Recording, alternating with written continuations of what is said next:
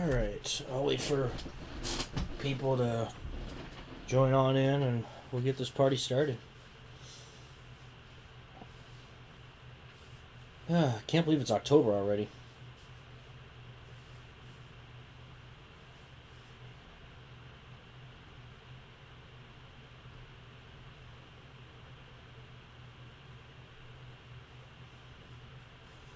Go ahead and make a quick post here.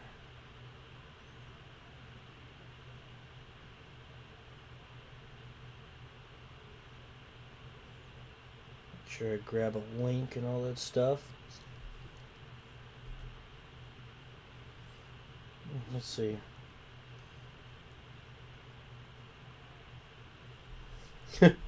Wake me up when October starts. Just somebody wake. I hope Green Day's woken up at this point. Alright. So, there's the link. Perfect. Alright. Sweet. Alright. Corvette, how you doing? Red Ben. I know I saw some of you guys earlier for the Fork in the Road premiere. Pretty cool stuff. First of all, I just want to say, how about Dave Blaney having a generational run with the Wood Brothers? And not only that, some first-time winners and Jimmy Johnson getting a couple wins already. That's really cool. See, that's what makes this alternate universe stuff fun. You never know what's going to happen. You don't know how much one little thing changes, and suddenly everything looks different. And that's what it feels like. But share around and we'll get the first race going here in a little bit. I already got qualifying up and running, so when we're ready, we'll jump right on into it. I'll wait for a few more people to join in. Let's see. Also, in terms of college football, while I am bummed as a Louisville fan, shout out to Vanderbilt. They beat Alabama. First win versus a number one team in the AP poll. Vanderbilt. That's wild. And I gotta say, kudos to them. Because they've felt like the punching bag to the SEC for so long. So it's really special for them to get a win like that against a top-tier program like Alabama. So as a Louisville fan, I could take the opportunity to make fun of University of Kentucky, but they did beat a number one team back in 2007. So, but anyway, with that being said, let me make this quick post here. I am live. Come join the fun as we begin the Sunday Night Lights OffSeason playoffs, round of 12. Alright. Got 7 people in here, alright. Well, first I'll ask, how is everybody doing? I hope you all have had a great week, and hope you're all having a wonderful Saturday as well. Hope you all are enjoying yourself. Let's see. You are live. I thought you were Speed. I am Speed. Let's see. I did not catch around a 16. What everything looks like after those 3 races? Let's see. Where is it? There you are. Okay, so where we left off, we had some interesting eliminations in the round of 16. We had a lot of fun. We did Daytona, we did Nürburgring, and why is the last track? Oh God, why is the last track deluding me right now? I am so sorry. It's been a week. I'll say that as much. It's been a week. I'll figure it out. But yeah, Rob Moroso, Rusty Wallace, and Alan Kowicki all won. IRP, that's what we were at. IRP. Yeah. So yeah, Rusty was Kowicki, I think, at Daytona. I think it was Moroso at Nürburgring, and that Nürburgring race was wild. And then we had Mr. Rusty Wallace win at IRP. You knew that win was coming. But on the other end of the standings, all three Sabco cars had a nightmare first round, and all three are out of this 16-driver playoff, as well as Sterling Marlin. Unfortunately, Sabco just did not have a good run, so that's what you get, the unpredictability that is of the playoffs. So, I had a bit of a brain fart there. I sincerely apologize. It's like, where did we race it? So, like I said, it's been a week. Let's see. Xfinity race, Sammy Smith picking up the win there. I think that's his second or third career win, because I know he's won previously. So interesting to see him pick up the win. SVG was running really well, and unfortunately just got caught up in that wreck. And the sad part was, like, he got out of there and still got involved. So it was just it was a unfortunate set of circumstances. Before I begin the round of 12, this is why playoff points exist, but we're too impatient to calculate them for this. Yes, and just like last time, everything is a hard reset. So, I will go on to score 4. Jet here will help me with the graphics, and I will show you the standings after each individual race. But again, it's not like the points are resetting. We're doing a full reset each round. So that's just, again, there's no playoff points here, and things are just, we're a little too impatient to calculate them all and stuff like that. So with that being said, okay, I want to make one thing clear, because I'm sure somebody may want to ask about it with the lawsuit. I am not going to discuss it, because I at least want to bring it up. I don't want to look like I ignored it, right? But more the fact that I'm not going to discuss it, because I just want to focus on more positivity in the sport, and things that make NASCAR great.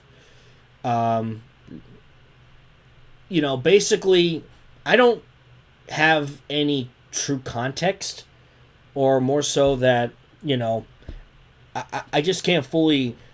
I want to just understand everything and get more info, because my opinions are a little bit different. I've been more concerned about the behavior of Denny Hamlin, but I just wanted to bring that up. That's it. Closing the door on that. So I figured I'd bring that up real quick in case anybody asks. Again, I'm not gonna talk about it all after this. So I just wanted to bring that up really fast. So with that being said, Smith. Yeah, that's right. Yeah, Sammy Smith won the spring race at Phoenix when he was with JGR. That's right. Okay. Do you think NASCAR will be okay? I'll say this. I think NASCAR is in a terrific spot. I know some people may disagree with that, and that's fine. Everybody has their own opinion. But I think the product's been great. Bringing in these new tracks like Gateway, like Nashville, like Austin. The Chicago Street Course has been a major deal, in my opinion. And I'm glad it's back next year. I just pray to God it doesn't rain, right? So there's that. You have Kyle Larson doing the double again next year, which I think is great. Hopefully Mother Nature will stay out of the way of that whole situation. I think there's a lot of good. And again, everybody will have their own opinions. Everybody has different interpretations on certain things, and that's normal, right? But the truth is, I think I was listening to Justin Marks on Kevin Harvick's show. He was interviewing him. They were airing it after, I think, after the truck race yesterday, and I was just curious to see Kyle. Yeah, thanks, Lee Diffie. Kyle Lawson. Yeah. And I liked a lot of the things that Justin Marks said, and he even said it. It's like, I feel good about where the sport is. And I think no matter what happens in the end, we'll get through it. And I think it's important to fully understand things and just see everything for what it is. And, I appreciate that question because I have full faith. Again, there's certain behaviors I've been concerned with, but I think NASCAR, honestly, if you take NASCAR in 2024 compared to 2019, NASCAR it's changed a lot, yes, but NASCAR is, honestly, they're in a much better spot than they were 5 years ago, in my opinion. Because, again, all the changes and the next gen. I know people have their different opinions on the next gen, but it's created a lot of parity. The competition has been more fierce and more competitive. And let's see. What else?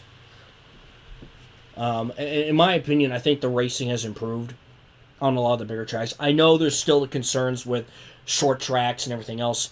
The other thing I want to point out is we're getting an international race next year. We're going to Mexico. That's big. And again, I am more on the side of I want to see the sport grow. I want to help the sport grow. I want to get the sport out to different people. And that's why I'm doing what I'm doing, is because I want to showcase to people. People at my work know about my channel, and they're always curious about certain things, and they really like what I do. And they don't know about NASCAR, but they don't know much about NASCAR. But with that being said, again, I think we're in a good spot. With that being said, let's jump into the race, shall we? So North Wilkesboro, 3 races are on taps tonight. We got North Wilkesboro. So again, I really want to open free cam, but I'm scared the game's gonna crash because sometimes it will do that and act really funny, and I apologize for that. But I'll do the best I can and at least show off what I did to the track anyway, with North Wilkesboro. So we got North Wilkesboro, Old Spice. I'll use the original one that Action Pack Tracks made, not the 2015 one. And then we're going to go to Kansas, a track that has yet to be introduced. So I think we got an interesting set of races here. I think we're going to have some fun. Just realized I don't think I have the sound on. Let me fix that. So, yeah, it's not the Wilkesboro from 2023. It is the older version that I did edit. All credit goes to the original owners of this track, as I've said before, and that's hence why I haven't let it be available for download, is because I just want to respect the people that originally made the track, and I don't want to cause any issues.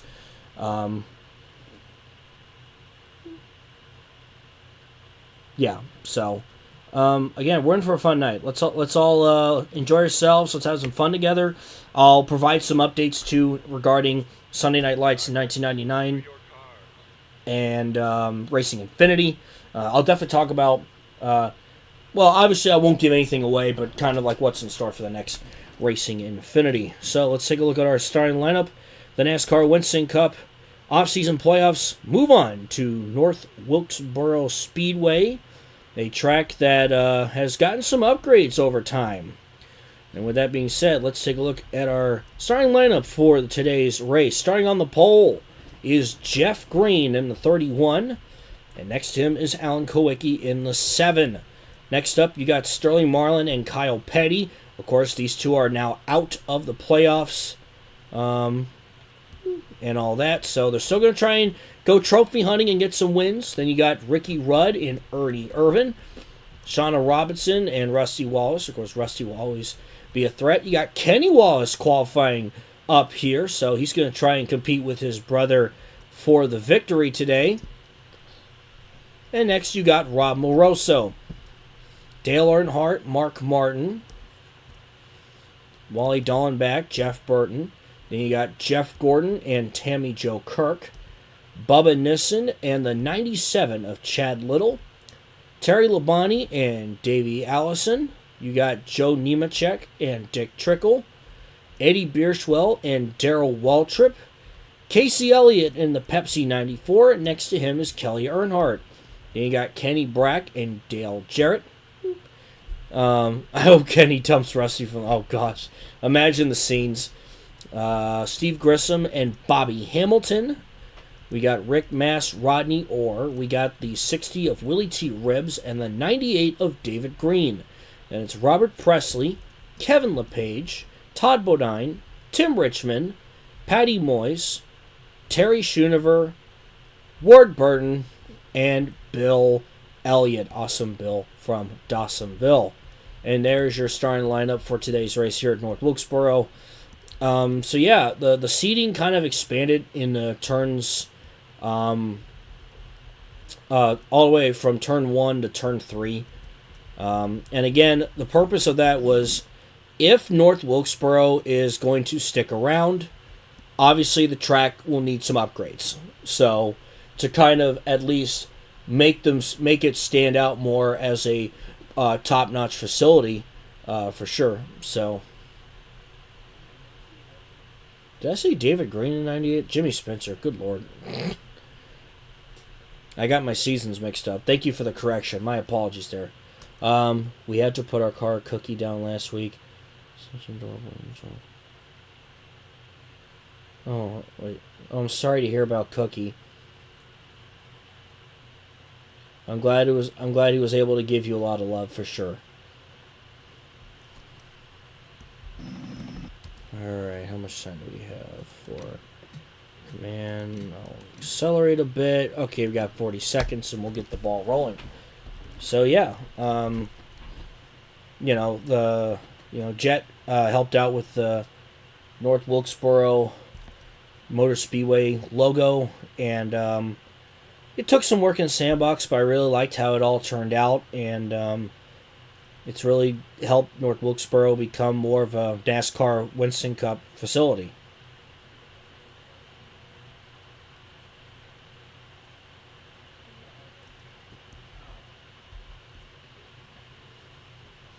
So with that being said, who are your all's predictions? Who do you think's going to win? Drivers, start your engines. Who do y'all think's going to win this race? Who do y'all think's going to advance? Who's going to get eliminated? Comment what you think will happen, and we'll get this race going. I will mention that because the stream last time went over 3 hours, all 3 races will be at 20%. Just so, again, we're not here all night, because, we all got lives and stuff, but also I want to be able to show all 3 races in a decent amount of time, but not too long, of course. But yeah, here we go. Green, Kowicki, Marlin, Petty, your top 4 here as we come to the start. 80 laps for this one here at North Wilkesboro. And there's the green flag, and we are underway in the round of 12. Well, yeah, as somebody does use the impact font. If Kenny dumps Rusty Wallace, imagine the YouTube video with Kenny mouth wide open on the thumbnail saying, "I wrecked my brother." 2024 thumbnail.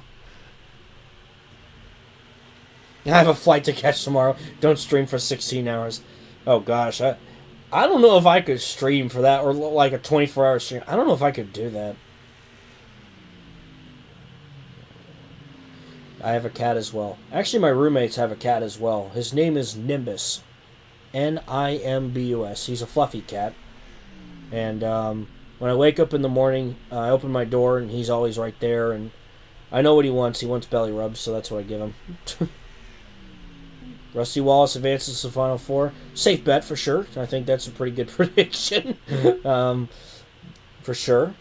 Any special ideas for when the new millennium rolls around in Sunday Night Lights? I have ideas. we have ideas.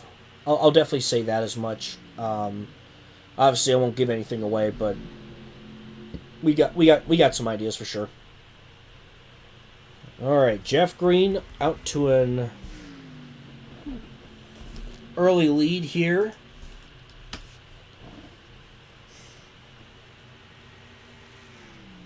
Kawicki is second, Kyle Petty third. Of course, in Sunday Night Lights 1998, Kyle Petty had a very, very strong season, had several wins. Surprising that he wasn't up there in contention for the championship.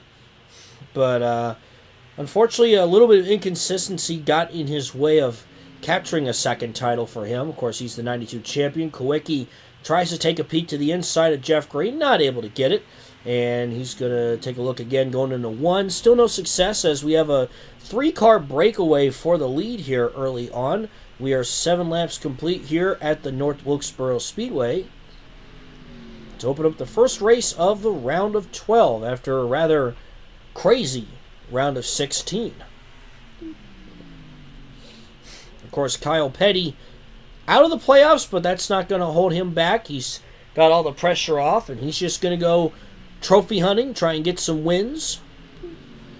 I got the time and energy to watch the stream because I usually take a nap after work, and I had broccoli and chocolate milk for dinner for extra stamina. Nice! Nice. Yeah, Saturdays I have a 4:30 a.m. to 12:30 p.m. shift, and usually I do take a little nap after work, and I was able to sneak in a bit of a nap between getting home and the Xfinity race, and all that. Let's see. Our Texas World in Riverside now owned by Bruton Smith and SMI. So I will say that I can't really confirm that nor deny it, just because I actually have worked on other bits of lore. Like, I've written down, and I've actually began to write down who owns what track, so I don't really know in that case yet. I'm still kind of working on that, but definitely an interesting question for sure. Alan Kawicki looking to the inside of Jeff Green in that Mark McGuire Chevrolet. Kawicki, of course, won the first race of the round of 16. He wants to punch that ticket to the round of 8 as he gets past Jeff Green. Kyle Petty looking to follow suit, but meanwhile, Kawicki's teammate, Ernie Irvin, is also up there in the mix. 12 laps complete. Ever watched the real 95 Wilkesboro Fall race? I won't spoil it, but it's a really good race nobody talks about. Huh. I'll definitely take a look. Speaking of, past races, there's a guy on YouTube that's been uploading a bunch of, mid-2000s races in complete clear HD. It's as if the race happened now. I mean, good lord, it looks so good. I forgot the name of the channel, but shout out to him, seriously. Where will NASCAR go in 2026? I'd like to see Mid-Ohio in the Cup Series replacing one of the Kansas races. I think it's going to be hard for Kansas to lose one of their dates now. Just because it's kind of close to the city, and not only that, it's, Kansas might be the best mile and a half on the schedule right now. It's provided a lot of great racing. Mid-Ohio could be fun. You're near Columbus, and obviously you can bring people in from Cleveland and Cincinnati too. I'm really bummed Mid-Ohio's not going to be anywhere in NASCAR next year, so hopefully that changes in the near future. I've been there a couple times, and I've enjoyed both times I was there. It's a fun road course to be at. That's a good question. I would think that, of course, I think the street races will be a big hot topic there. Does Chicago get renewed? Do we add a second street race? Where do they go? I know they talked a few places San Diego was a big one. They also mentioned Baltimore, Pittsburgh, and Cincinnati, my home city. Which, try not to be biased, but I would love a street race here in Cincy. But anyway, about 20 laps complete here. Kawicki still leading the way. Shauna Robinson in the top 5 there. Jeff Green has really dropped back here since losing the lead. Moroso also there in the mix. You see the 2 Penske Fords behind them.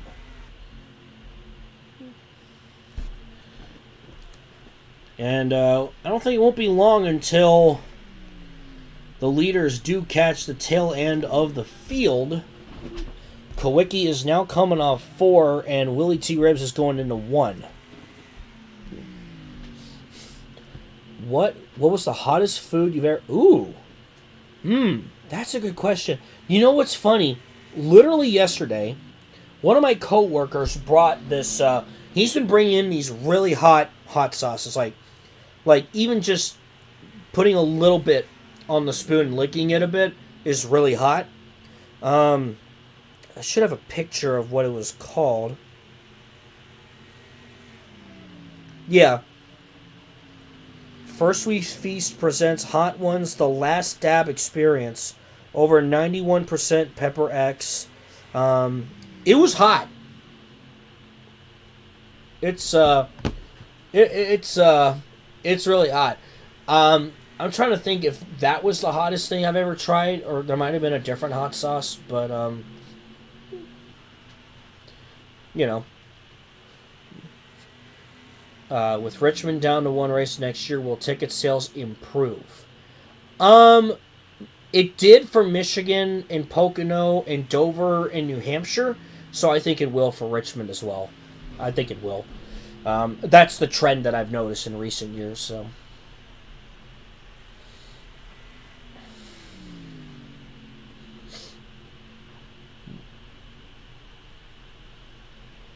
And Kawicki continuing to lead. About 15 laps from halfway. It's going to be interesting here because they are starting to catch the tail end of the field. Start lapping some of these guys. Save-A-Lot, Sugar Hill Farm spicy chicken patties are really good, but definitely drink a Mountain Dew with it. That does sound good. I admit, I love spicy stuff. Jalapenos, hot sauce, I'll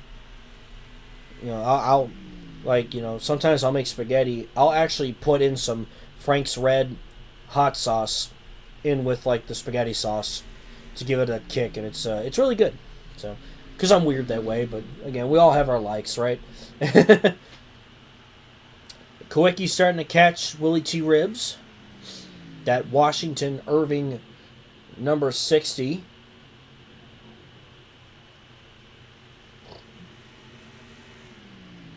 And Kawicki goes to the inside, and Ribbs with the first car lapped. I just had a thought, how does Sunday Night Lights affect cartoons in the future? That's a good question. That's a good question. I'm sure, cameos can happen in some places and stuff of that nature. It's hard to say. It's definitely worth thinking about, though, for sure. The spaghetti I had today had to be the hottest spaghetti I've ever eaten in my life. Oh, really? Yeah. Mellow Yellow for Calpe. I do like Mellow Yellow. It's, there's... I like all kinds of different sodas. In the future, humor will be randomly generated. I mean, VeggieTales wasn't wrong. They weren't wrong. They called it. It's pretty much that. So, 21st century humor. Todd Bodine going a lap down in that Tabasco 35 Pontiac.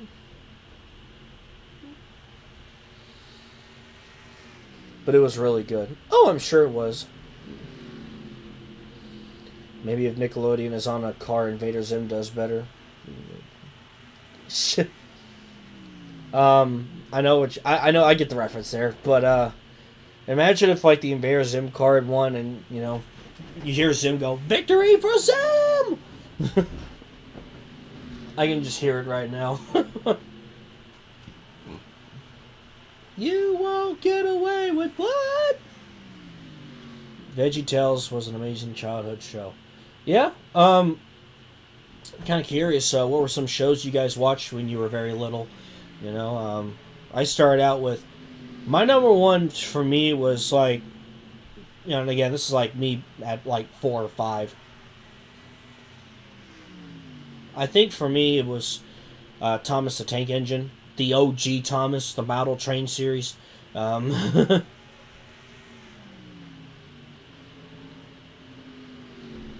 let's see. Blue's Clues, that was another one of my favorites. Kipper the dog. Veggie Tales is absolutely a classic for sure. Trying to think what else.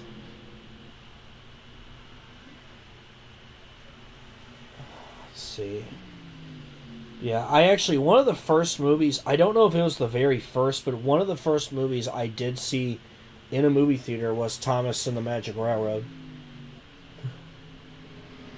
Ah, yes, that movie.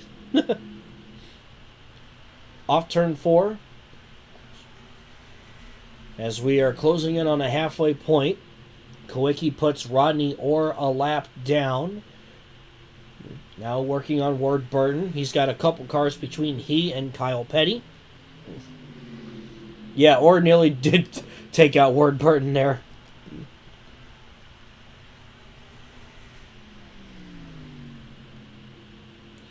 I won't spoil anything for 99, but we are working on getting cars painted for that, and some of them have turned out really good. I think you're gonna like what you see for sure. Let's see. Kawicki goes past Wardburton. Yep, Thomas the Tank Engine. I grew up a fan of the old original series back when Ringo Starr, George Carlin, and Alec Baldwin narrated the series. Again, Blue's Clues was another one of my favorites. Ooh,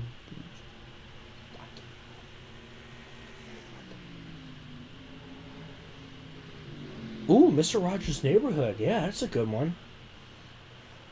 Yeah, Rodney Orr is in a Thunderbird just because, I know some teams in 98 still ran the old Thunderbird body just because of, budgets and stuff like that. So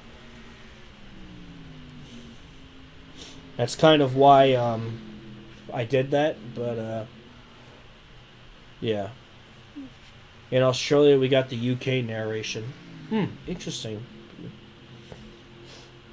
Oh, yeah, Lady. Yeah, I remember Lady. Stoke up in the... Let's see. What was the quote from Mr. Conductor? It was, stoke up the magic in the mountain and the lady will smile and watch the swirls that spin so well. Wow, I can't believe I remembered that. Haven't seen that in years. Long, long time. I think Microwave Society did a watch of that. They did a watch together of that.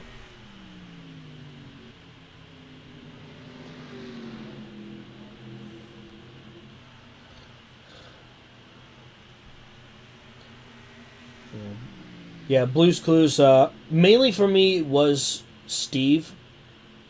The Steve era. I watched a bit of Joe. I really think when Steve left the show, it really taught kids how to say goodbye and stuff like that, and how things can change. It's crazy looking back on all that. 46 laps complete. Kawicki struggled a little bit with lap traffic. He now only has one car between he and Kyle Petty, but Petty is now working on the 28. Going to try and get past Dick Trickle here.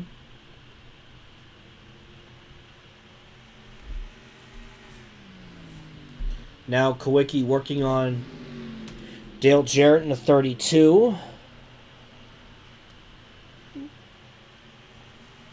If Kroger goes to the RFK 60, what will happen to JTG Daughtery? It looks like they're going to keep going. There was some post that mentioned a sponsor that was coming on for the 47. So it looks like I think Brad's going to lease a charter from Rick Ware. I think that's what's going to happen. So yeah, I mean it's certainly interesting. It's crazy too because Kroger has been with JTG for so long, dating back to mid to late 2000s. I mean, you're talking at least 15 years. And of course, they won the 500 with Stenhouse in 2023. We're going to come to 30 laps to go in this one. Kyle Petty has gone to work on Dale Jarrett. Shauna Robinson and Ernie Irvin are fighting for third. Robinson trying to work her way through again. She got eliminated in the first round, and now she's going to try and go after some wins. Trying to hold off Ernie Irvin in the 11. Whoa. And we got some leaders going down pit road. Kyle Petty, Ernie Irvin. They make their way down. It appears Kowicki is staying out still.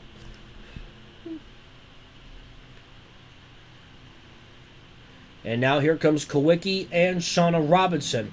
So they pit a lap later than some of the other leaders. And I'm sure pit road's going to be quite chaotic here for the time being as multiple cars make their way down. Some cars already getting the service done.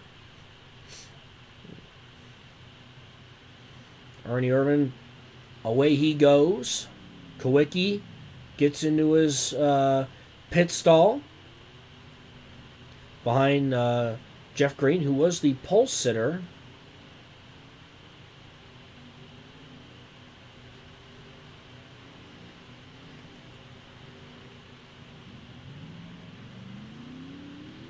And there goes Kowicki, and we'll have to see how everything nets out. As you see Kyle Petty and Ernie Irvin going past the 7 already. So I'm curious, that might give the lead to Kyle Petty, which means if Kyle Petty wins, nobody gets their ticket punched to the round of 8. Indeed, Kyle Petty now out in front here at North Wilkesboro Speedway. Ernie Irvin and Alan Kowicki, the AK Racing teammates, are second and third, and they're going to try and catch Kyle Petty. Kowicki has been out in front all race long, and now that changes, and now we'll have to see how he can deal with trying to work his way through. That's incredible indeed.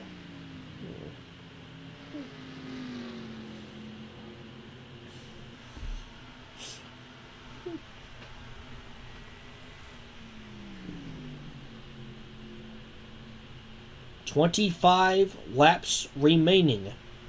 It's been a long, clean green flag race so far. As Kyle Petty works his way past Robert Presley in the 81. That's Square D Ford. Irvin is less than a second back from Petty, but he's got a lap car ahead of him.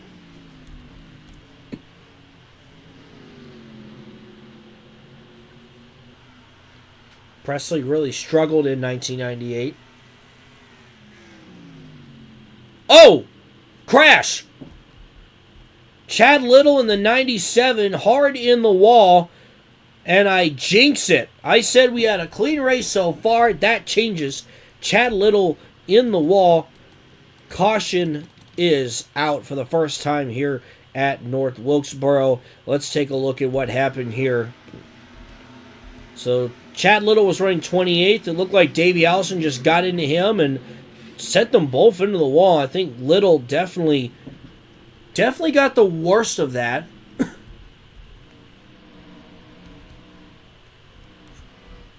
And I don't think anybody else really got affected.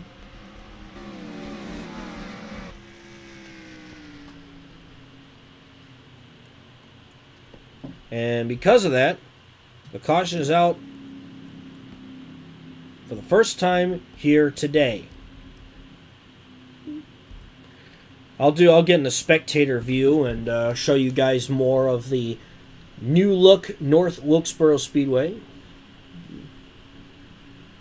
So see the seating and the new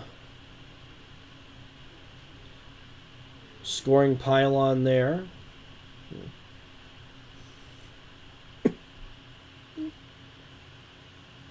Chad didn't have a little hit. Davey, the disappointment strikes again. Oh, boy.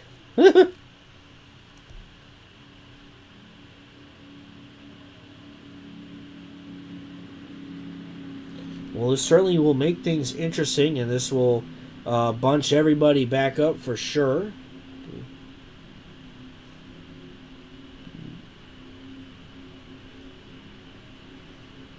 As, of course, everybody just pit, so I don't expect anybody besides the ones who are involved in the caution to make their way down pit road. It's still going to be interesting to see how this race concludes. Oh, excuse me. As once again, Kyle Petty is out in front. Arnie Irvin is second. Kowicki is third. Shauna Robinson is fourth. Rob Moroso fifth. Sterling Moreland sixth. Rusty Wallace seventh. Ricky Rudd eighth. Jeff Gordon ninth. And Jeff Green in 10th. So that's your top 10. And we have less than 20 to go.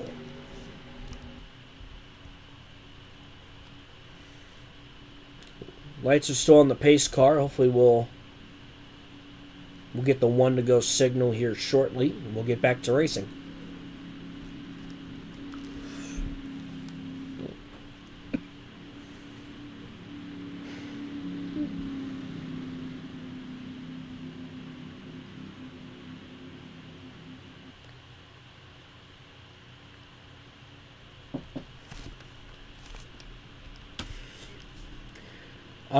They just said in a little bit ago. They said Tech was complete in the Xfinity race.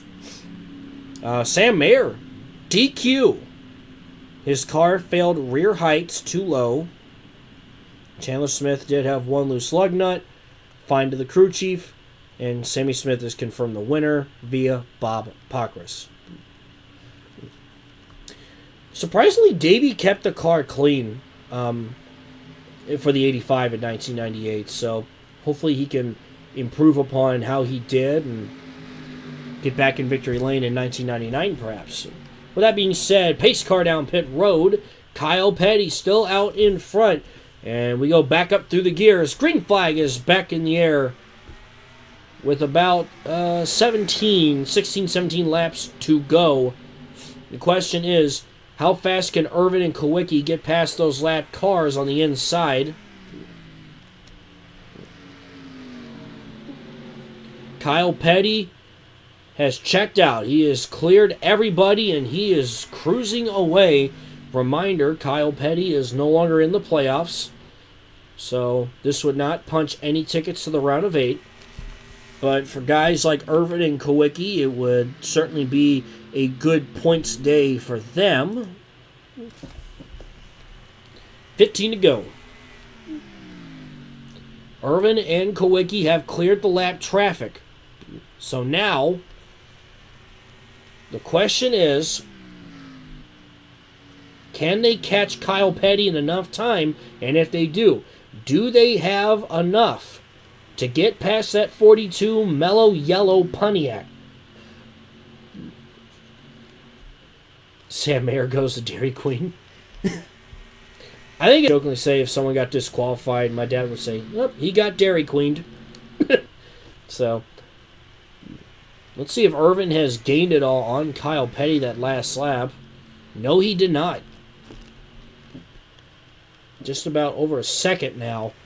That's how much of a margin he has over Irvin.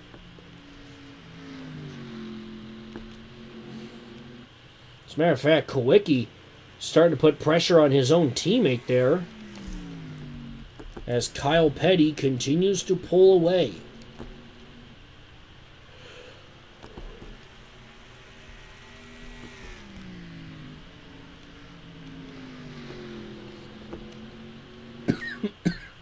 Excuse me.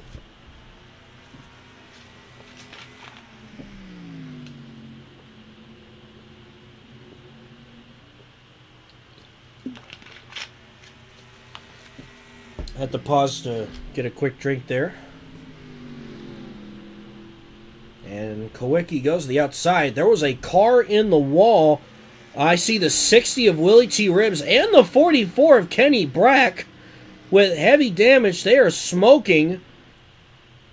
The caution is out once again. What in the world happened?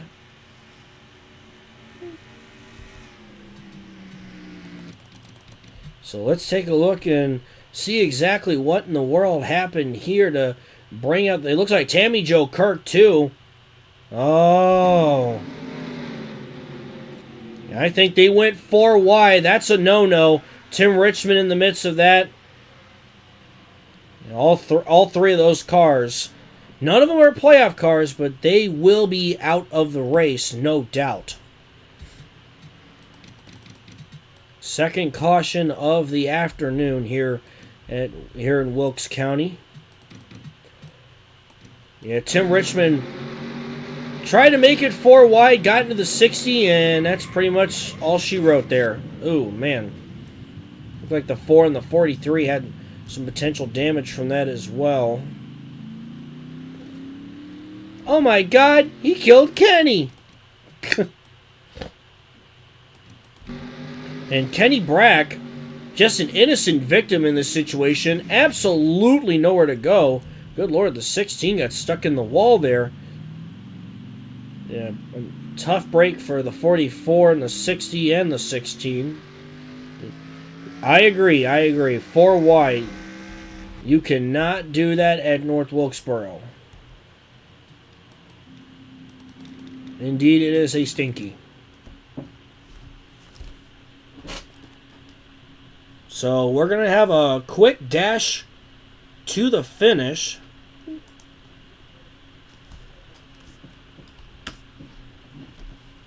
And this time, well, anyway, Kyle Petty still leads. So, yeah, sometimes you can go 4 wide at Louisiana and get away with it.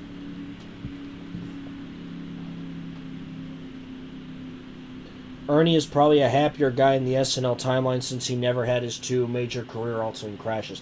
Yeah, it's interesting because he's kind of been up and down, but ever since he joined AK Racing, his career has really taken off. He's had a big boom at this point in his career, and he's just about 40 years old, so he's a title contender for sure. You know, he could certainly become a Winston Cup champion. The possibility is definitely there. Dale Earnhardt, can I go any faster? Basketball, classic. Speaking of which, Earnhardt is currently listed in 14th place. So, unfortunately, not the day that he's won it. And as there are fewer cars in the playoffs, definitely not the result you are looking for in this case. Okay. 5 laps to the finish. All single file from here on out. So, Irvin and Kowicki now have a chance to reset. They have a shot to get past Petty and get one of those AK Fords in the round of 8. Let's see if it happens. Pace car on pit road. 5 laps to go here at North Wilkesboro. Here we go. It's time to bring the action. Green flag.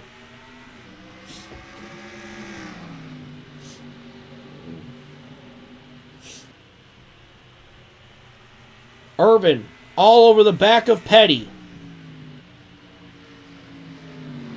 He does not have much time. He's got to get a move on here. And the caution's out again.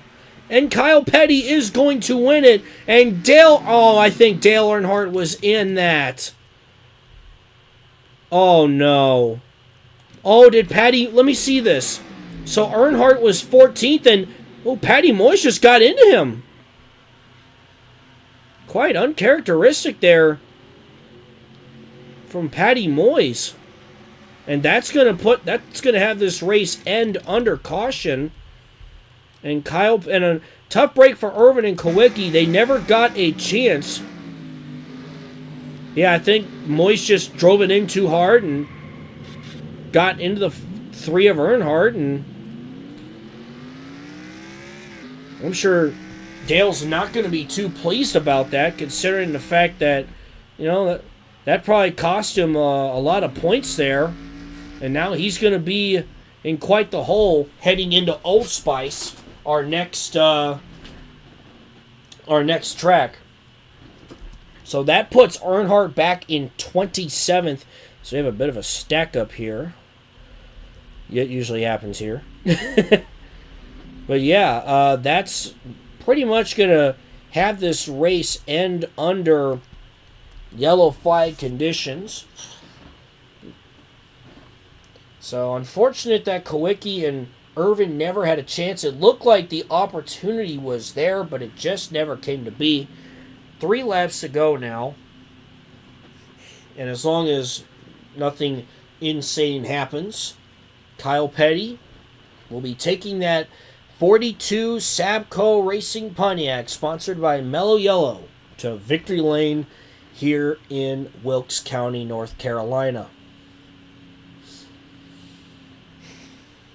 Irvin 2nd, Kawicki 3rd, Robinson 4th, Moroso 5th, Marlin 6th, Rusty Walls 7th, Jeff Gordon 8th, Ricky Rudd 9th, Jeff Green in 10th.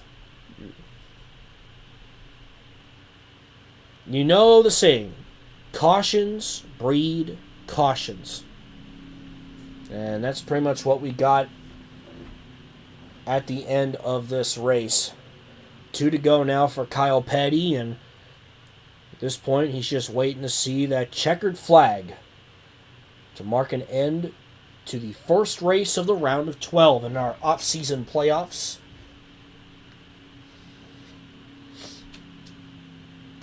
And then we go road course racing again. Not as crazy as Nürburgring, but we'll be heading out to Old Spice Speedway, the once EA Fantasy track, now made by Action Pack Tracks. And then Kansas Speedway, a track that does not exist yet in the Sunday Night Lights timeline.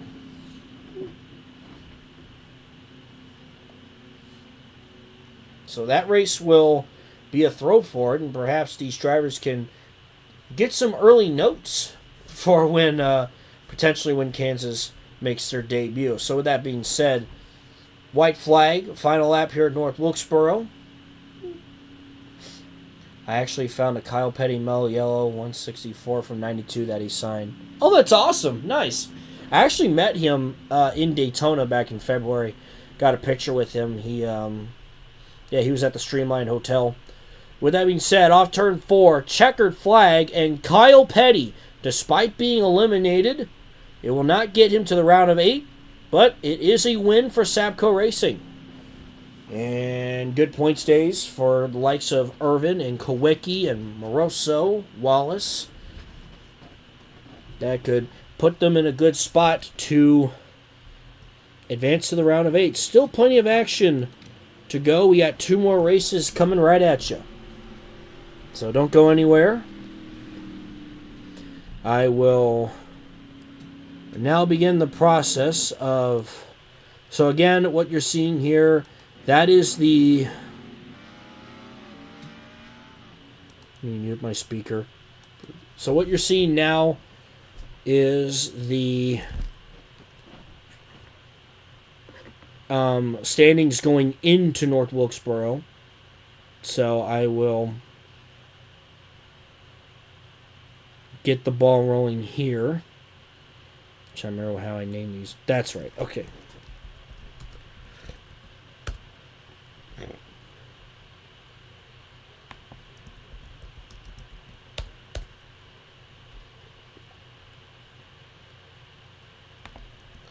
FP. Points will be quicker tonight. Less drivers, less distractions.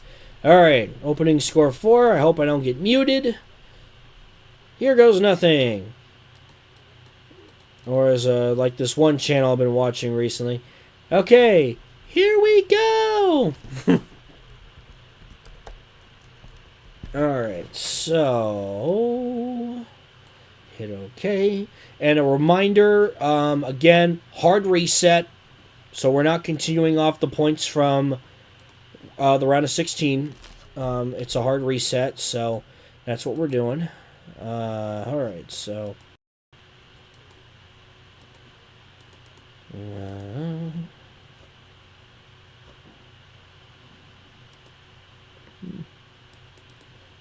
make sure we change that.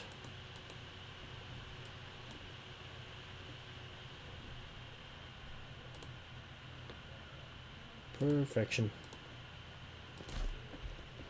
Alright, Jet. I am sending this your way. Let me know if I'm muted. Or really anybody, because I know how Streamlabs can be. Okay. Okay, I'm not muted. That's good.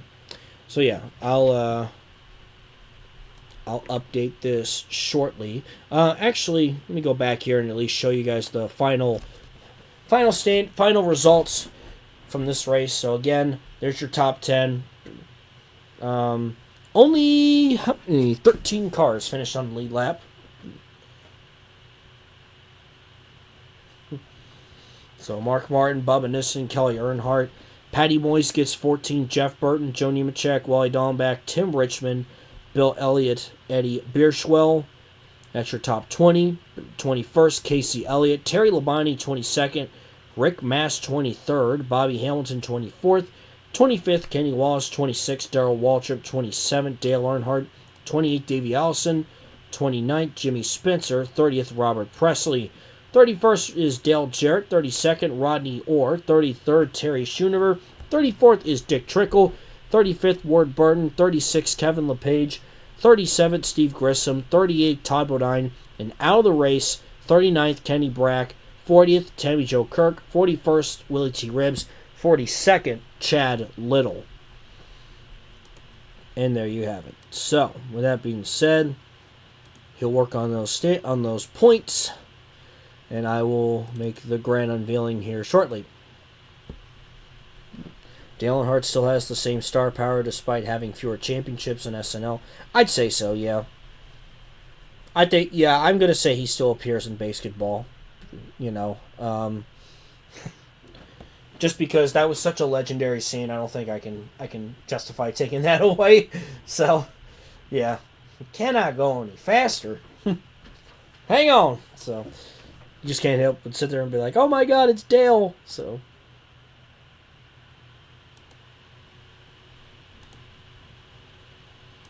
all right. Well, while he's getting all that going, I'm going to set up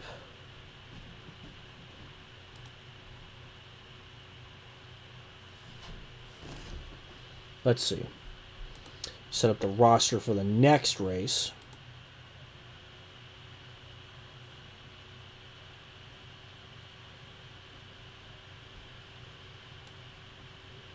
Let's see.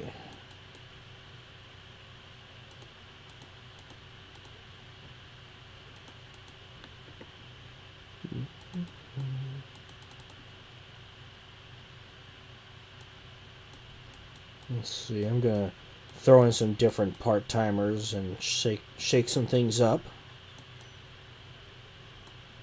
Make things more entertaining, interesting, fun, all that good stuff. Let's see.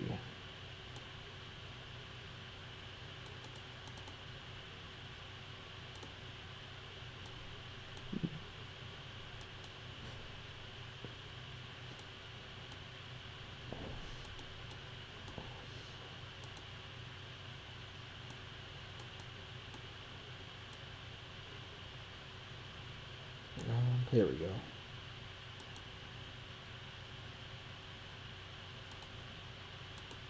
Alrighty. Go ahead and get qualifying going here.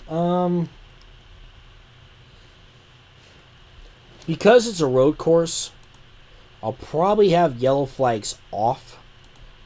Just so, you know, we're not sitting here forever under caution in case things get weird.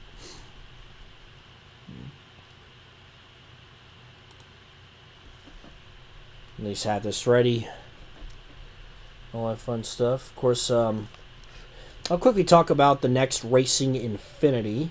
Andrew, how's it going, man? How's it going? So, basically, I'm not going to give much away, but let's just say it is based off of a rumor that was a little more recent. I'll leave it as that. It'll be a couple weeks, but I'm currently working on that. Okay, so points are done. Time for the grand revealing. You saved a cat from a tree? That's good, as long as the cat's alright. Alrighty. In 3, 2, 1, here it is. And there are your standings after the first race of the round of 12. Because Kyle Petty, who got eliminated in the first round, nobody's punched their tickets in. And, of course, you see that Ernie Irvin, Alan Kowicki, Rob Moroso, Rusty Wallace, Jeff Gordon, Jeff Green, Ricky Rudd, Mark Martin. Of course, Mark Martin had a great first round. So we'll see if he can follow that up in the second round. And then Dale Earnhardt in a massive hole after that late race incident at North Wilkesboro with Patty Moyes. So he's got a lot of work to do if he wants to make the round of 8. Good, I'm glad the cat's alright. That's good. Good work. Good work. Always good to save a cat from the tree. So alright, we'll see if anybody can potentially make or punch their ticket to the round of 8.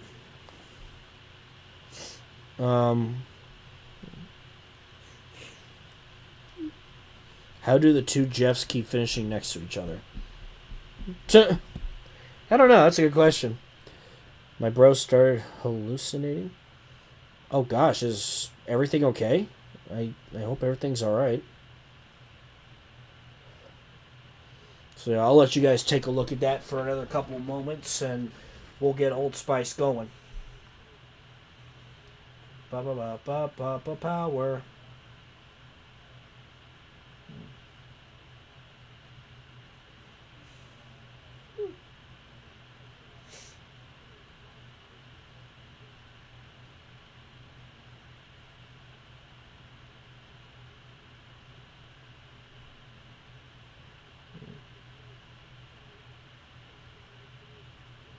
Alright.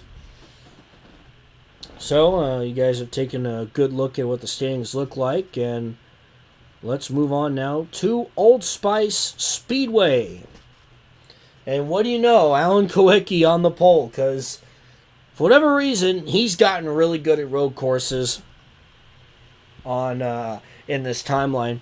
Now, of course, then a couple of eliminated drivers, Kyle Petty and Sterling Marlin, but Dale Earnhardt qualifies 4th, so if he can at least get a solid run or get as much points as he can, that will most certainly help him in this case, because he's in quite the hole. So, we'll see how things net out here. I'll sim happy hour, and we'll jump right on in to go racing at Old Spice.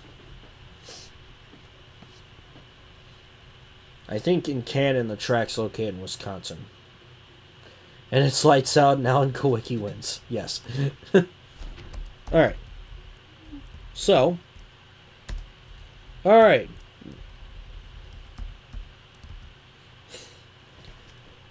The second race of the round of 12 for the Sunday Night Lights off-season playoffs take us to a fantasy track, the Old Spice Speedway. A very fun, interesting road course with a nice layout, and it's going to be an exciting one here this afternoon. Let's take a look at our starting lineup. Starting on the pole is Alan Kowicki, who's always a threat on the road courses, and next to him is Kyle Petty, our North Wilkesboro winner. Old Spice is in Sturgeon Bay, Wisconsin, mentioned by Alan Beswick himself. That is correct. Okay, I knew it was Wisconsin. I was just trying to remember where. So yeah, Sterling Marlin and Dale Earnhardt in row 2. Row 3, you'll find the 20 of Rob Moroso and the 25 of Ricky Rudd. Jeff Gordon is behind them, back in the Animal Kingdom Ford, and next to him is Ernie Irvan. Let's see, Jeff Green, who won the pole at North Wilkesboro.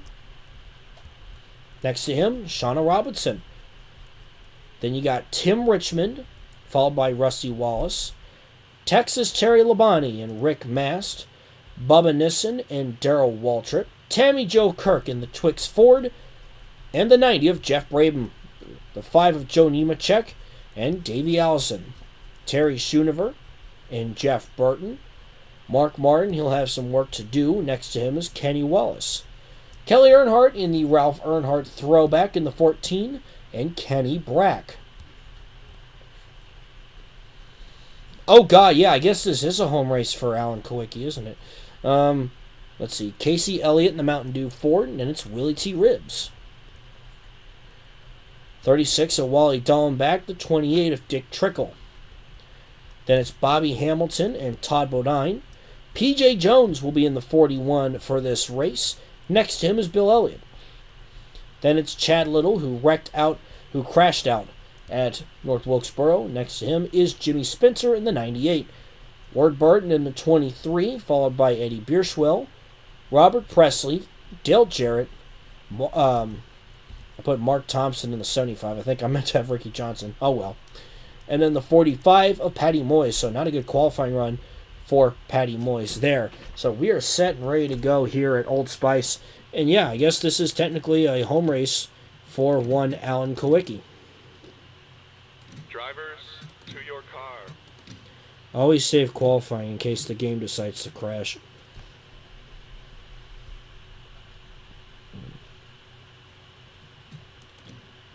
Yeah, I mean, you never know who may end up owning a team. There was a lot of people certainly interested over time. Oh my gosh. Sorry, so Vanderbilt beat Alabama for the first time since like 1984. And the Vanderbilt students are heading to Broadway in Nashville with the goalposts. Oh, that's beautiful. I love college. This is the stuff I love about college football, despite how much has changed about it. So, what's ironic is that if the Sapco cars were not eliminated in the first round, they'd be in a pretty good position right now. Start your engines. Yeah, I mean, of course, Kyle Petty would already have his ticket punched for the round of 8 for sure. With that being said, we are rolling from Old Spice, and there's already a car with an issue. Oh, it was Dale Earnhardt. Oh, God. Okay, quick question before I start. I have a rule of thumb. Sometimes when a car does not get going at all, I like to just have all the cars start the race. So I want to just ask, should I, because I saved the qualifying, should I just go ahead and go with it or redo that? Because, it's one of those cases where when they roll off, one of the cars just doesn't go. This is worth I want every car to have a fair shot. So, qualifying saved, so the starting lineup does not change. I just want every car to start the race. So, make sure every car is loaded, because sometimes... I hate it when it does this. Okay.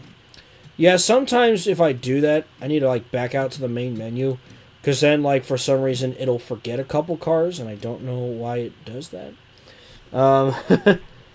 It's a 21-year-old video game. What can you do? Just want to make sure nothing's screwy. Drivers, to your cars. Take 3. Okay, much better. Alright, we're good. Sorry about that, guys.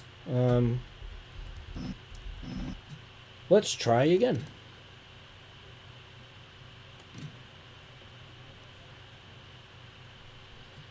Yeah, I probably could. I just, sometimes I I don't know why I always do that and I just don't hit the race button. I constantly make the joke that, like, I make things a little too complicated for myself, so I apologize for that.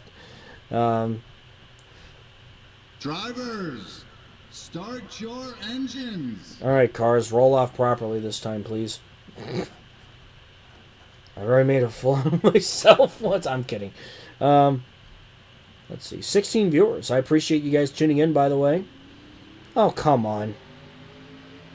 Now Joe Nemechek's not going. What in the world? What is this? I want all the cars to actually have a fair shot, you know?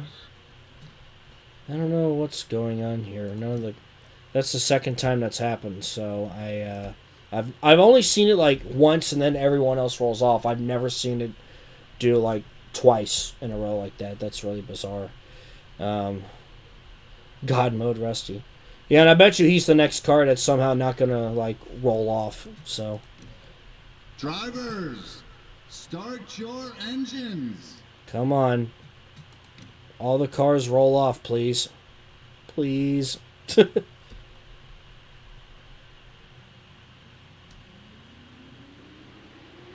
It's a Christmas miracle! Alright. Got it on the third try. Every car is rolling off. Okay. You'll love to see it. Again, Wisconsin sucks anyway. Hello, Wisconsin! Oh, God. Oh, well. Every car is rolling this time, so we're ready to get this show on the road. 40 laps here in Sturgeon Bay, Wisconsin. In our 2003, not pulling any funnies here. We are ready to go. The Pontiac Grand Prix pace car. Ready to hit pit road.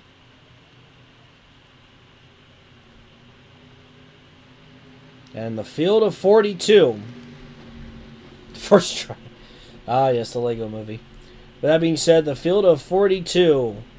It's a long way to the start-finish line here at Old Spice Speedway. Who will punch their ticket to the round of 8? Can Alan Kowicki get the job done? Will it be somebody else? Who will flip into the columns on the brown pit road? All right, here we go. Let's bring the action here at Old Spice. Green flag, and we are underway. And Kyle Petty steals it from Kowicki on the start, and Earnhardt now 1 second from Kowicki.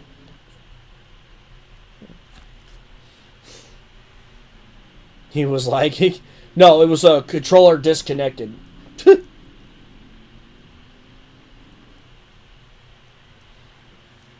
So not the best of starts for Kowicki as Kyle Petty pulls away.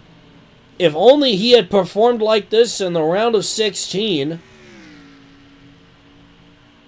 Kowicki does settle into second.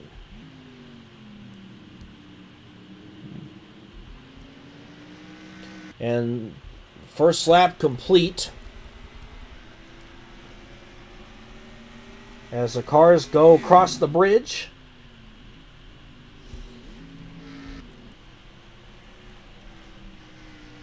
Kyle Petty does settle into a lead. Kowicki's going to try and chase him back down. As, of course, Kyle Petty no longer competing for the championship here.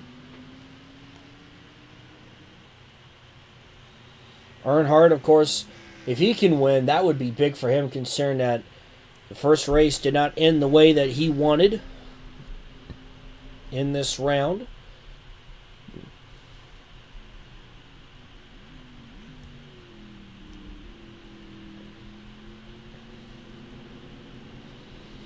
And appears Kowicki may be gaining a little bit on Petty. It's a nice shot there as they go across the bridge.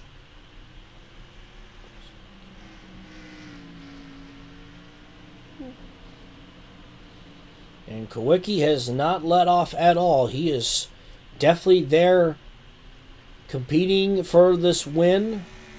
A lot of racing left to go, though. Earnhardt in third. This is such a beautiful track. Nostalgic to us 2000s fans. Yeah, definitely. I always loved, in the mid-2000s EA games, I always enjoyed running this course and Dodge Raceway Stadium and tracks like that. Just a lot of fun fantasy tracks to drive on. It was really cool. There was Speedway Boulevard. There was the New York track. And Jet! No ships hitting bridges here. Bruh. Oh, gosh.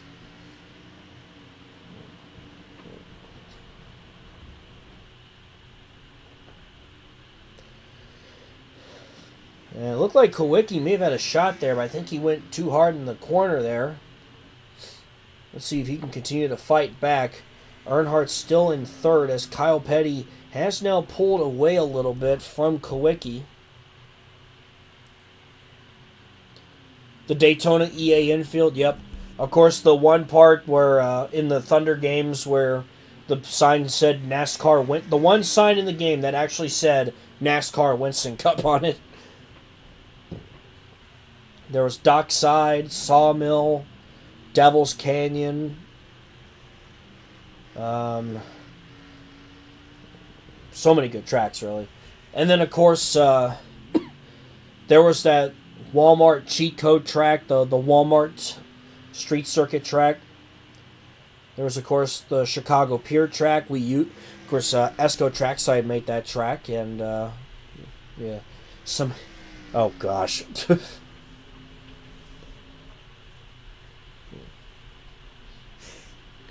Oh yeah, 2002 Fork in the Road.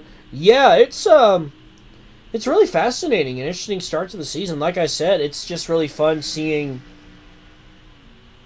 what all changes and how one little moment can kind of change everything. Oh yeah, Levi Strauss, yep. Mr. Clean Speedway. There was, of course, UPS/Red Ball Speedway.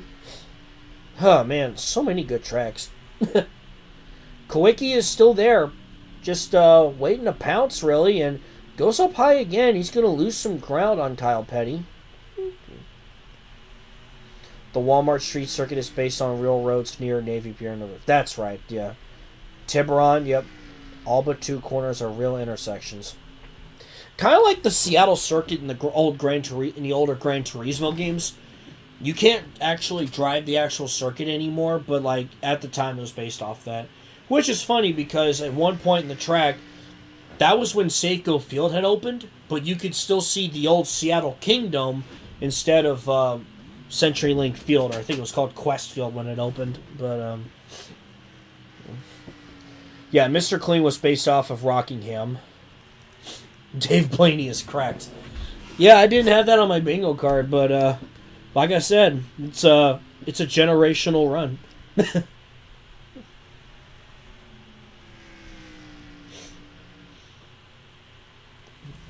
Again, cautions are off for this race just because it's a road course and stuff like that. So, let's let this race go nice and smoothly. As Kyle Petty continues to lead, but Alan Kowicki still not backing down at all. As the field continues to work their way around this beautiful circuit here in Wisconsin. And Kowicki looking to the inside here, but now he's going to be to Petty's outside here. Can he make it work? He's going to go pretty high up the track, though. He's continuing to work on that lead. He's still there. He is still there.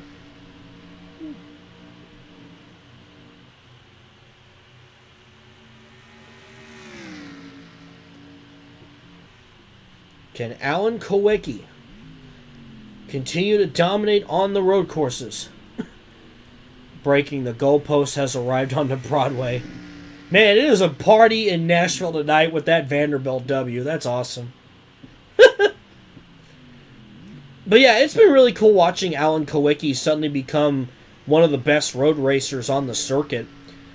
You know, quite unexpected because he's kind of been like that Midwest Wisconsin short track guy, and you know, he was able to really make himself a better racer in terms of competing on the road courses, especially now that there are more than 2 road courses on the Cup schedule in this timeline.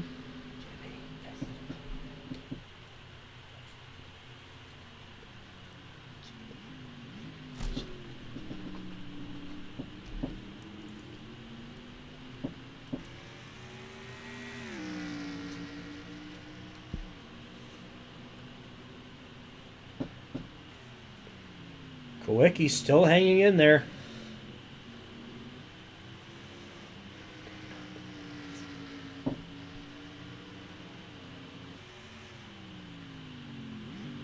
And Kowicki this time on the inside.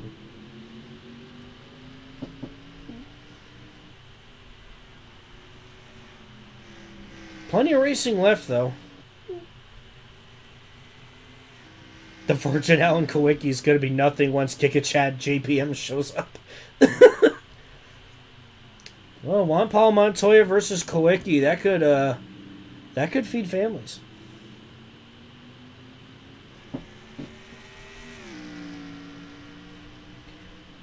Yeah, Jeff Gordon, Tony Stewart, Chase Elliott, Larson.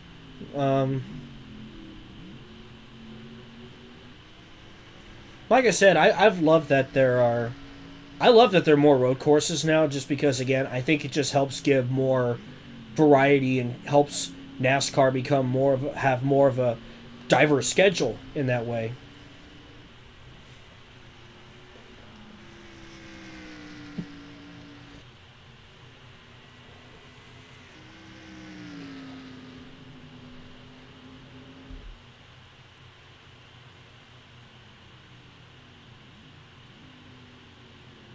We are 1/4 of the way through. Earnhardt is also still up there in the mix.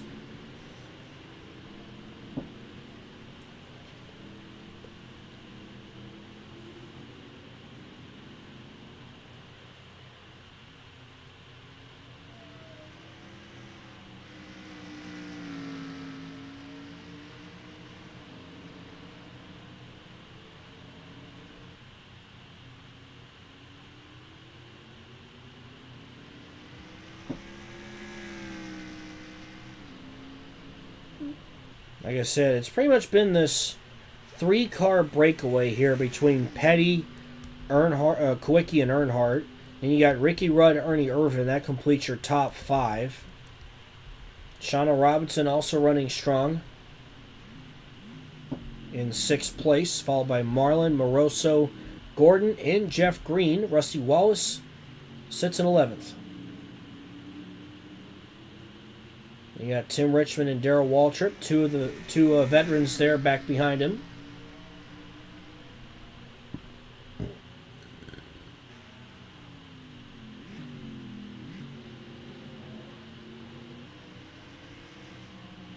As Richmond tries to hold off Darrell Waltrip for his position.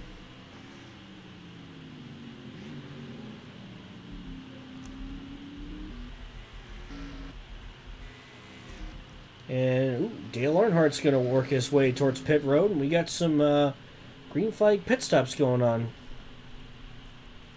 It is in. The goalpost made it to the Cumberland River. Oh my gosh.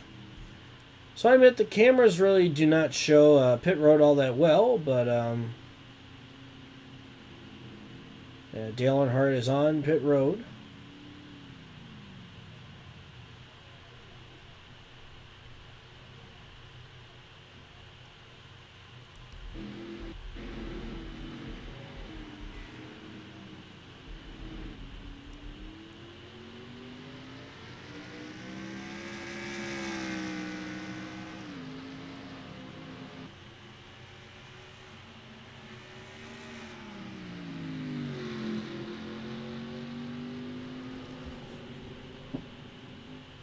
And now Kowicki and Petty make their way down pit road. So I wonder... Yeah, I agree. I think William Byron has adapted very well to the next gen.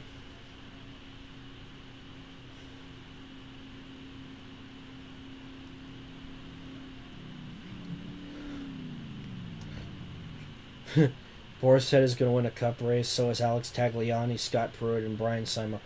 Hey, I mean... You know, you never know.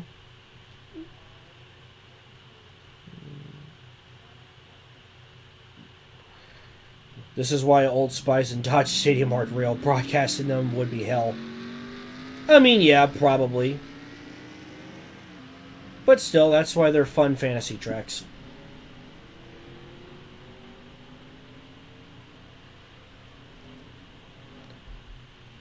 So, how about this?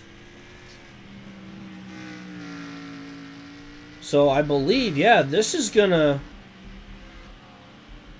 Wow, what happened to Alan Kowicki? He lost several spots.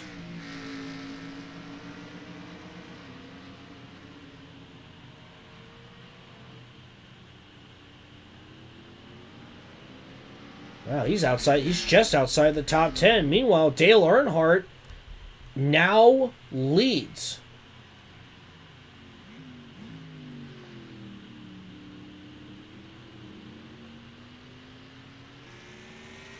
So if Dale Earnhardt can hang on and win this race, he can throw out what happened in North Wilkesboro, and he'll have his ticket punched to the round of 8.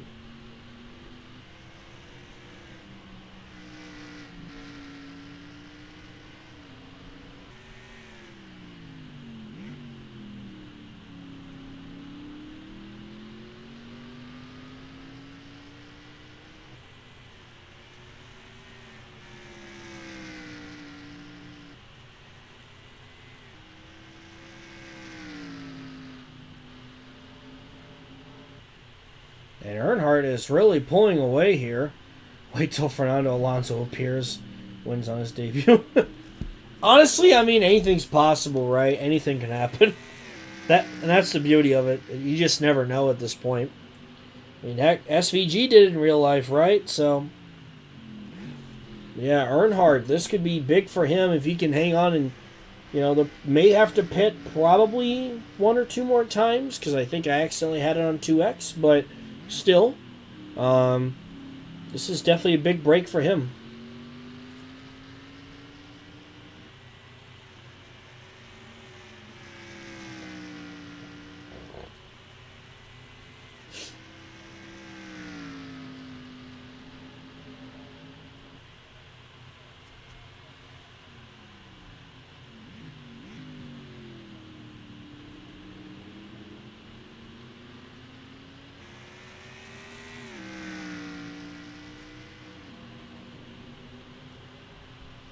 I gotta say, man, it would be a heck of a turnaround if Earnhardt can win this race.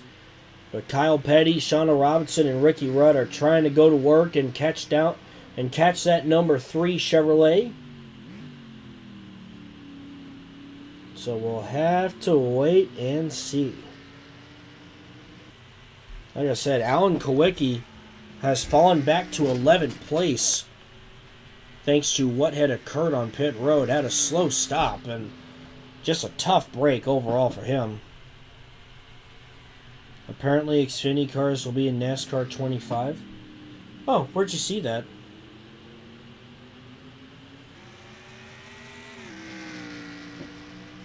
I mean, I guess it wouldn't surprise me, but...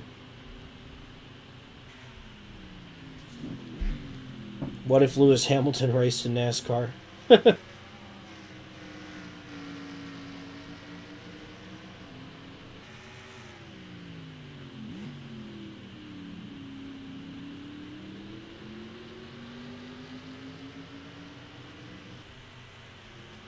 Radman? Oh, interesting.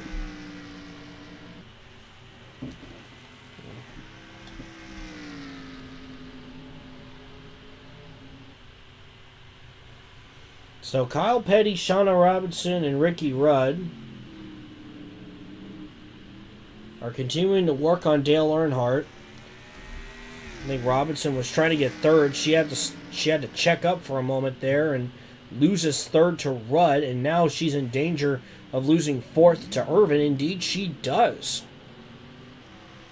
Dale Earnhardt's going to Red Foreman on that track.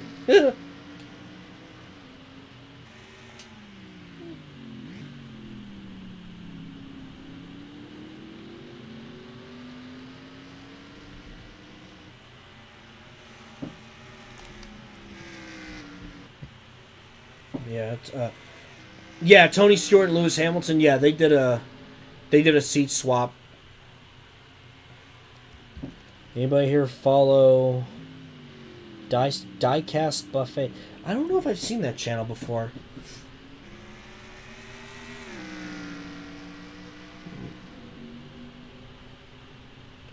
Man, Kyle Petty has completely chased Earnhardt down, and Earnhardt's in danger of losing this lead. Petty is there.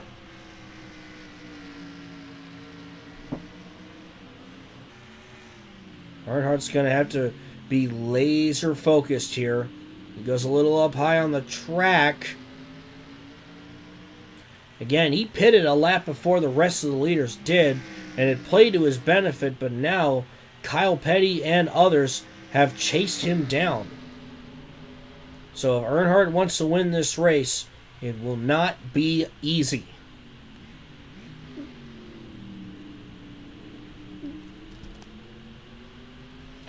Whoa! It looked like Ricky Rudd and Kyle Petty made contact there for a moment, causing the 42 to get loose. And look at this battle here. Irvin to the inside of Rudd for third. Irvin now wants third. Things have gotten really interesting here up front. How is Kyle Petty so good in this round? It's hard to say. I mean, he just wasn't on it in the first round. And the first round felt like a big wild card when you include Daytona and then, of course, you know, Nürburgring.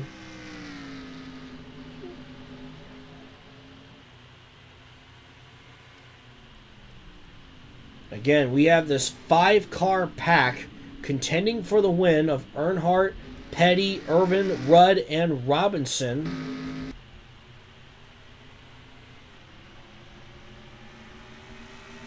And now, Kyle Petty is under fire from Ernie Irvin. Look at this. Of course, if Irvin wins, that's a ticket punched. Nobody has advanced yet. And now that could buy some time for Dale Earnhardt. Maybe he goes up the track and now Irvin is there. I don't think that was ideal for Earnhardt as Ernie Irvin now takes second. What an exciting road course race this has been here at Old Spice.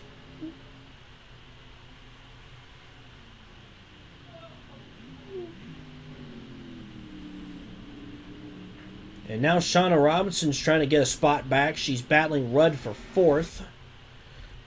And here comes Ernie Irvin. He wants the lead from Earnhardt. And Ernie Irvin, he's going to go right past him for the time being. Earnhardt's still trying to fight back, though. My goodness. What a fun race this has been. And Ernie Irvin takes the lead from Dale Earnhardt. Obviously, you want to get the most points you can, but for Earnhardt, especially the hole he was left in, he would have wanted a win. There's still plenty of racing left. We're going to have 16 laps to go when they get back to the start and finish line. How many wins does Ernie Irvin have in this timeline? I'll have to check. I'm not entirely sure, but look at this. Ernie Irvin has driven away, so perhaps he was the one who had the best car because he is checked out from the other four here. Earnhardt, meanwhile, is trying to play defense and hold off Ricky Rudd and Kyle Petty. This is, oh man, this is crazy.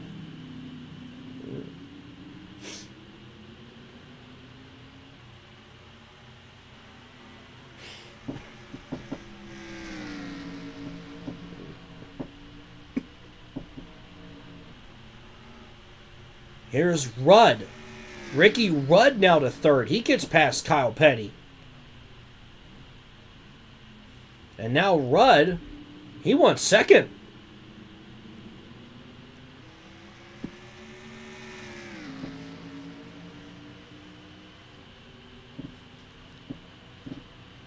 Earnhardt trying to hang on still, but Rudd is still right there. And of course, these two, they've known each other for a long time. Yeah, I think Irvin, before joining AK, only had like 2 wins ever.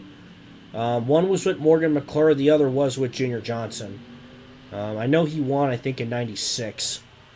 And since then, Irvin has definitely won more races. Let me see if I can double check. Dale Earnhardt on his way down pit road.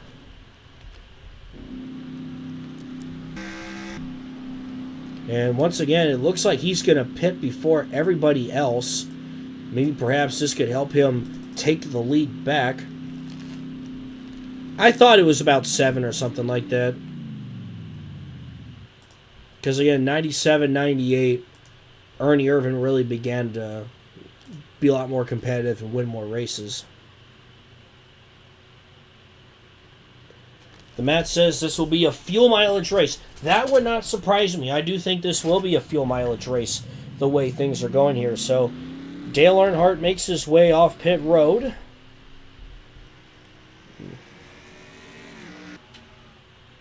He's going to rejoin the track here. No issues. And now other leaders.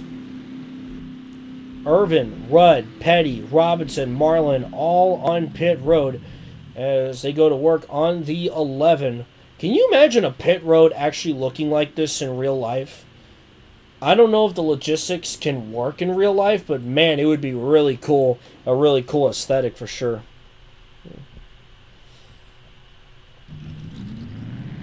And Ernie Irvin pulls away.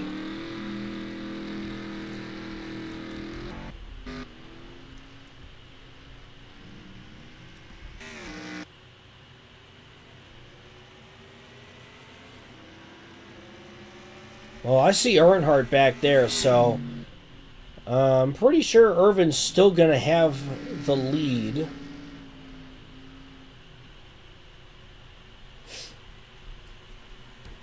Because Dale Earnhardt, actually, he loses 2 more spots. Robinson and Rudd go past him. And look who's also joined the party. It's Super Rusty. Rusty Wallace has joined the party now. Kyle Petty actually lost several spots on pit road. Goodness gracious.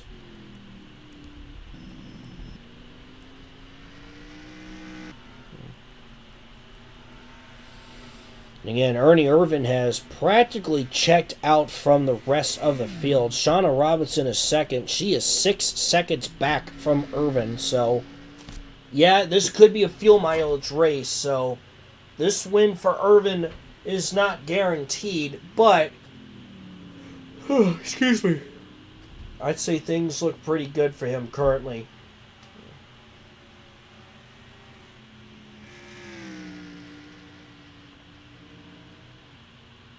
Chat's been light on Rusty jokes tonight. I've seen a few.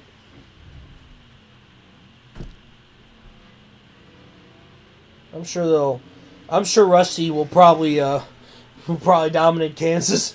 We'll see.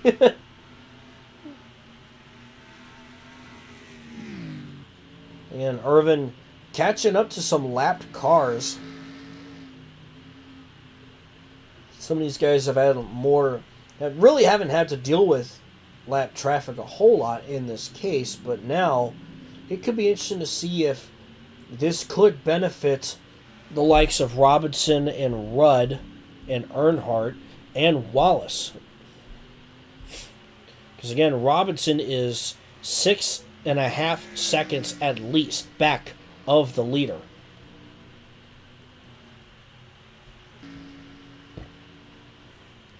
So, if they want to win this race, they certainly have a lot of work to do.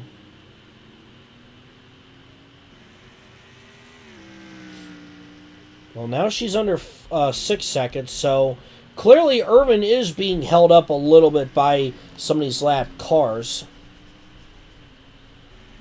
And if that keeps up, it could certainly play into the advantage of the other leaders here. 10 laps remain for Ernie Irvin. We'll come back to 9 to go at the line.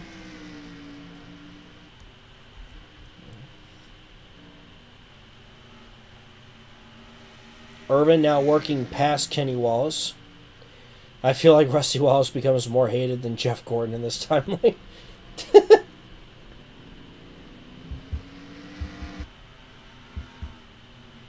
So again, Irvin continues working on some of these lapped cars. Robinson does gain a bit more on that lap, still though about 5.5 seconds back.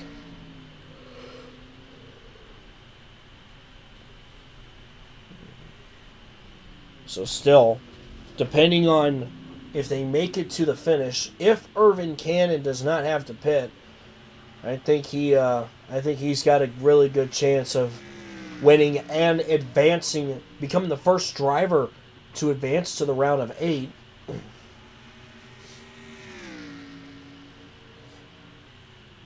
Since Kyle Petty won at North Wilkesboro. And then, of course, after this, we'll go to Kansas Speedway. A 1.5-mile track. Ernie needs a rubber ducky bath after winning this race.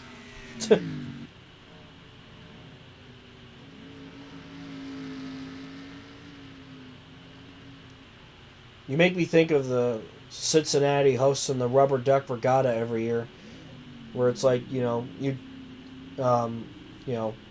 get a rubber duck and it's marked and it goes into the Ohio River, and whatever gets picked gets like a prize and whatnot. I'm trying to remember how it all works. Everybody loved Gordon in 2014, 2015. I think, Irvin. I thought Irvin was going to drive right into the back of P.J. Jones there.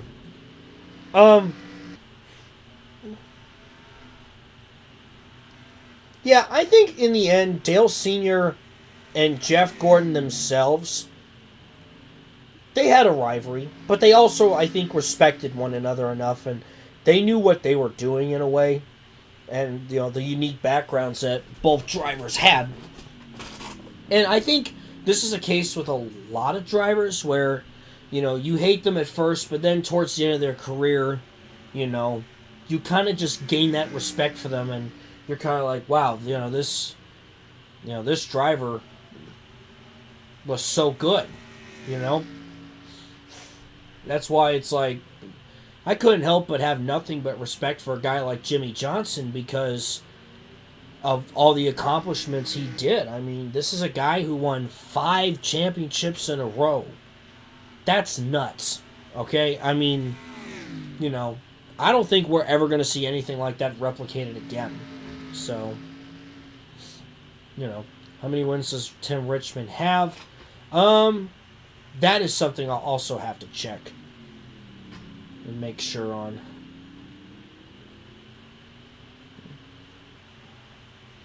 It's interesting, though. I mean, you look at Rusty Wallace, who was still a successful driver in our timeline, but now much more dominant, much more successful in this timeline, winning 4 championships, 3 of them within the span of 4 years, really. Winning it in 94, 95, and 97.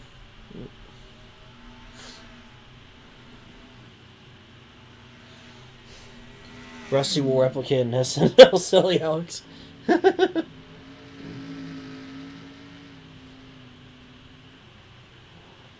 Yeah, I will say, especially when I was at the Gateway races, compared to driver introductions in 2022 and after that when Kyle Busch joined RCR, he definitely had a lot more cheers after 2022.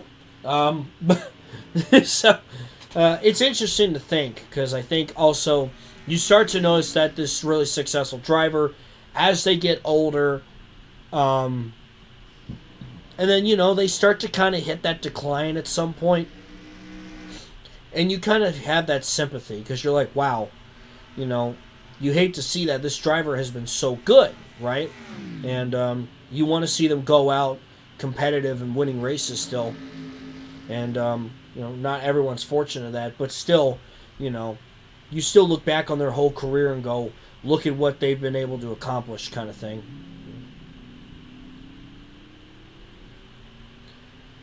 As I keep talking, let's see. So we're getting close to the end of this one. Coming back to the start-finish line, it'll be 3 laps to go for Ernie Irvan, a 7.3 second lead.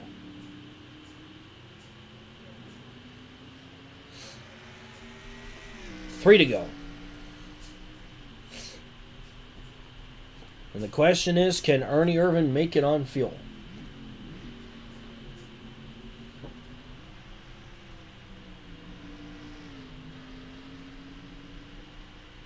Yeah, I agree. You know, Kyle Busch is one of those last drivers left from, you know, the group of guys that we grew up watching. So, you know, you can't help but have respect for the old dogs for sure.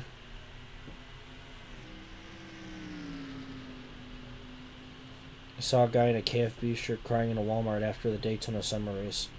Oh, wow.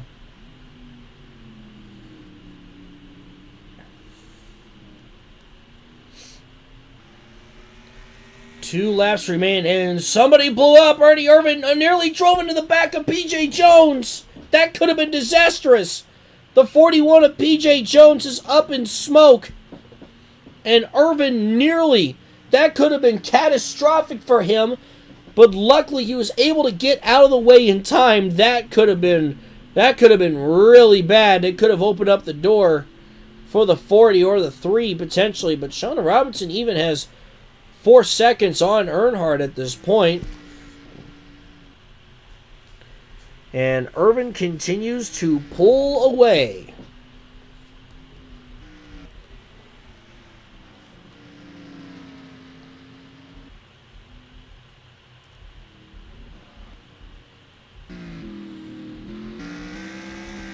White flag in the air for Ernie Irvan. That was nearly a Kyle Busch Kansas moment. Yeah, definitely a close call there. Barring any issues, Ernie Irvan will walk away with this one and will punch his ticket to the round of 8.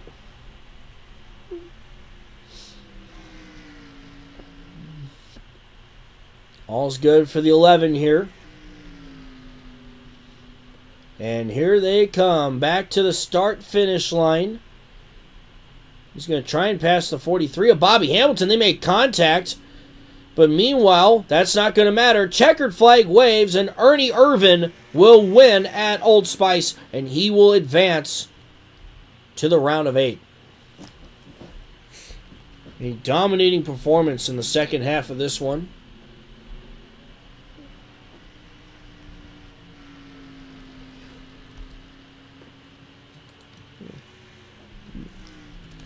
And that's what your final results look like. Irvan is your winner. Shauna Robinson second. Rusty Wallace third. Sterling Marlin fourth. Jeff Gordon fifth. Ricky Rudd sixth. Kyle Petty seventh. Darrell Waltrip eighth. Jeff Green ninth. Tim Richmond in 10th. And again, a big congratulations to Ernie Irvan. He will be moving on to the round of 8 with that W.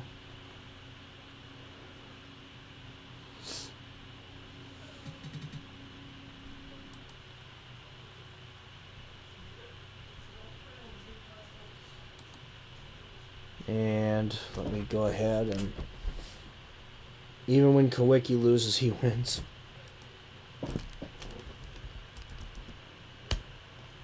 Make sure I save the results here.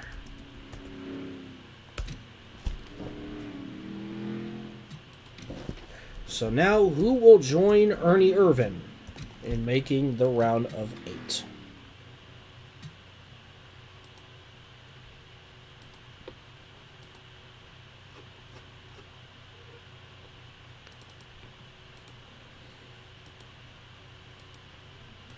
I'll go ahead and process these points. And I will send this off to Jet for him to do the standings.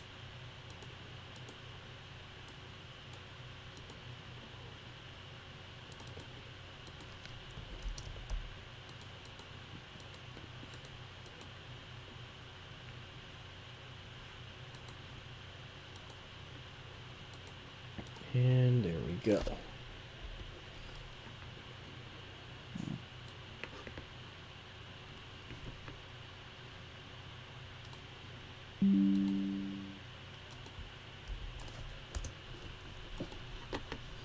And we have one race to go here tonight at Kansas, and we'll go from there.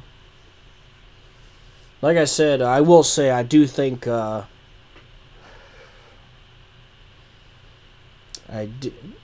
what's this? I want to hear some SNL Radioactive.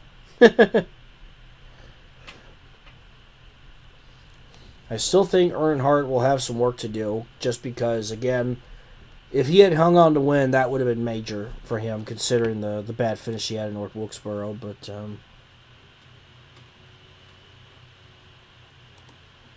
I'll mute that.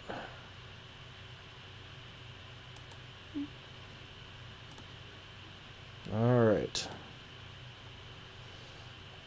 While he's working on that, I will set up for Kansas.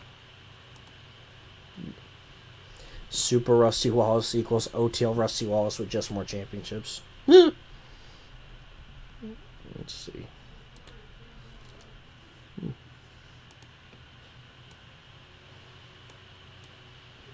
I'm going to go ahead and adjust the roster for Kansas here.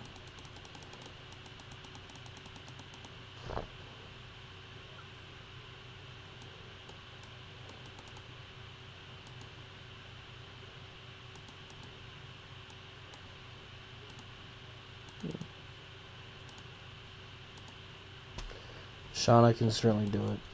I think Shauna could certainly win another title.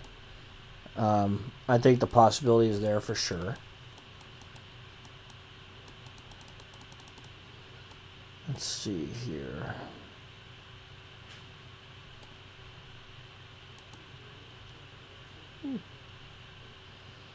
Okay.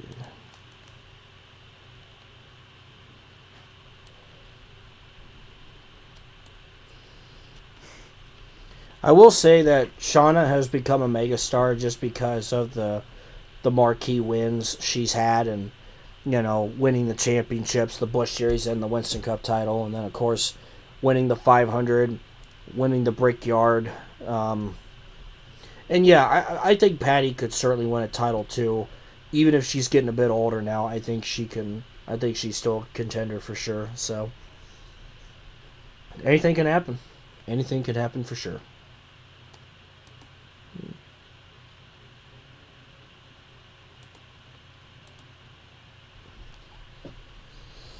I think Moroso will have another chance. I feel like he could get another opportunity at winning a title. Like I said, it was that mishap on pit road that really just cost him the chance of winning it all there. So Pontiac does have a pretty strong presence right now, just especially with Sabco and of course Bubba Nissen's 1996 championship. So okay. All right, folks. Points are done. So let's take a look and see what we have.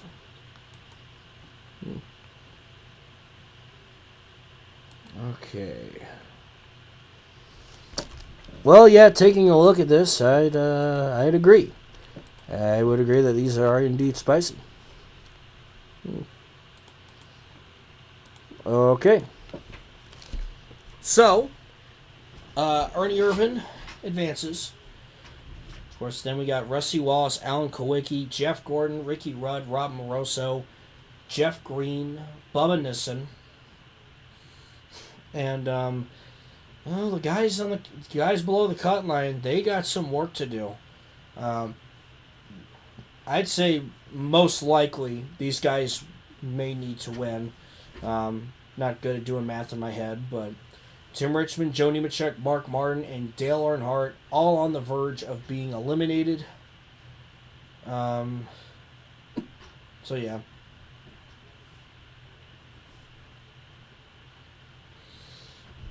Who do you think will be the Mark Martin of the SNL timeline? I feel like Tony Stewart or Dale Jr. could be a Mark Martin level driver, getting like 5 runner-up points finishes. Um, I don't know. That's a toughie. I'm not quite entirely sure. So, um, definitely an interesting thought for sure. And all that. So I'll let you guys look at the standings a bit more while I get Kansas ready to go, and hopefully I won't have any issues with cars not rolling off the grid. There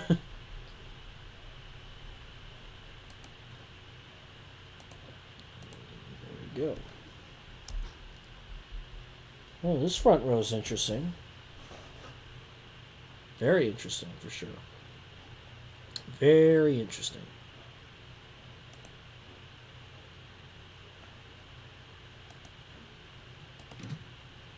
All right.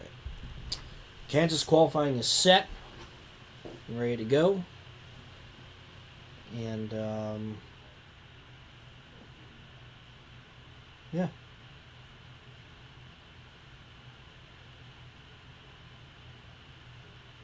All right. So, there are the standings. Again, Ernie Irvan punches his ticket, and we'll see who else can.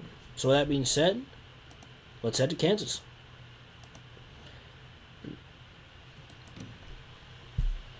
It is elimination time here at a track that the Winston Cup has not gone to yet, because this track does not exist yet. It is the Kansas Speedway, a fast mile-and-a-half circuit for the Winston Cup stars. Perhaps some of these drivers could get some early notes on this track for the near future. But with that being said, let's take a look at the starting lineup as, again, we got an interesting pole sitter. Tim Richmond, just mentioned, he's below the cut line. So if he has a fast car here today and he can win, it can help him advance to the next round. Next to him is Shauna Robinson. Row 2, you'll find Rusty Wallace and Rob Moroso. Row 3, Jeff Gordon and Dale Earnhardt, who I'd say at this point is in a must-win. You got the 25 of Ricky Rudd and Bubba Nissen. Last driver the last driver currently in. Let's hope no twister happens that takes the driver's to Oz. Then you got Kenny Wallace and Kelly Earnhardt, Sterling Marlin, Chad Little, Jeff Green, Joe Nemechek, Kyle Petty, Ernie Irvan, Mark Martin, Patty Moyes, Alan Kowicki, Kenny Brack, Rick Mass, Dick Trickle, Jeff Burton, Eddie Bierschwell, Darrell Waltrip, John Nemechek, making a start here. You got Casey Elliott, Jimmy Spencer, Bobby Hamilton, Bill Elliott, Morgan Shepard, Wally Dallenbach. If Rusty Wallace got sent to Oz, he couldn't win. Terry Labonte, Ward Burton, Dale Jarrett, Davey Allison, Robert Presley, Steve Grissom, Kevin LePage, Todd Bodine, Terry Schoonover, and Tammy Jo Kirk. And that is your starting lineup here at the Kansas Speedway. We are set and ready to go for exciting action here. And we'll find out after this race, after the checkered flag falls at 54 laps, who will advance and whose championship hopes will come to an end.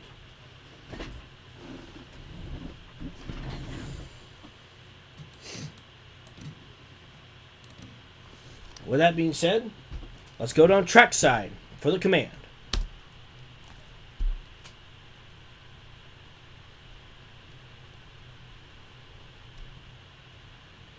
Drivers, start your engines.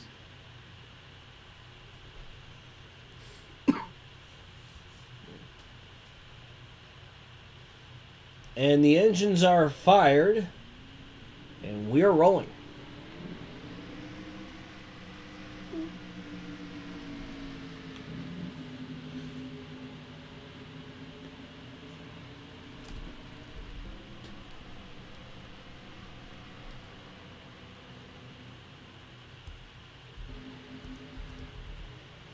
Just making sure every car is on the track here.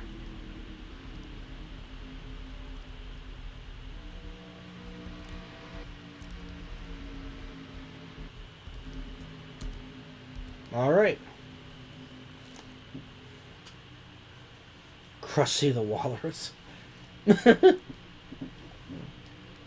42 cars, 8 drivers will advance, 4 drivers.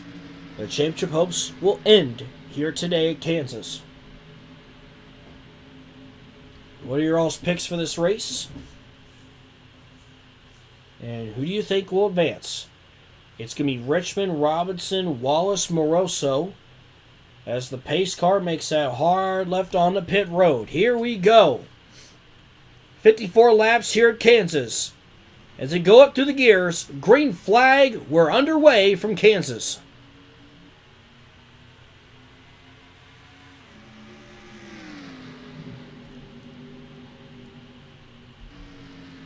Tim Richmond clears for the lead, but Rusty Wallace is there in second. And immediately, Rusty Wallace goes to the inside of Richmond. I'm sure Richmond would love those 5 bonus points, but I don't think he's going to get them now.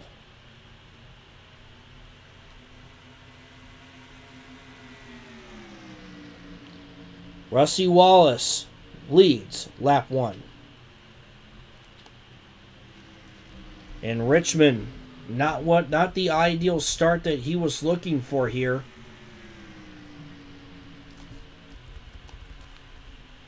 As he falls to third and has to try and settle in here and hold off the one of Jeff Gordon as Wallace and Robinson pull away.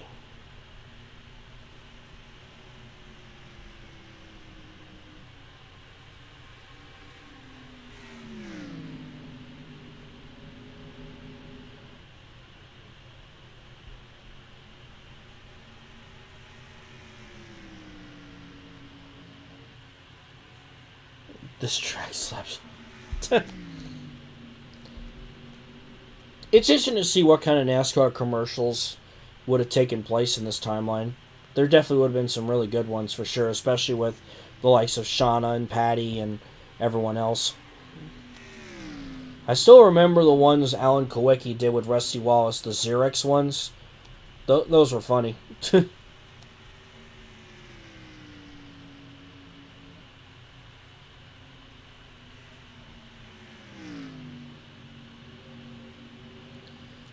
So again, Rusty Wallace won the elimination race in the first round, and he's looking to do the exact same thing here in the second round to get him to the round of 8. Jeff Gordon is third. That's another driver who enters fourth in the playoff standings for this race, and we'll have to see if Gordon has the speed to catch up to Rusty Wallace.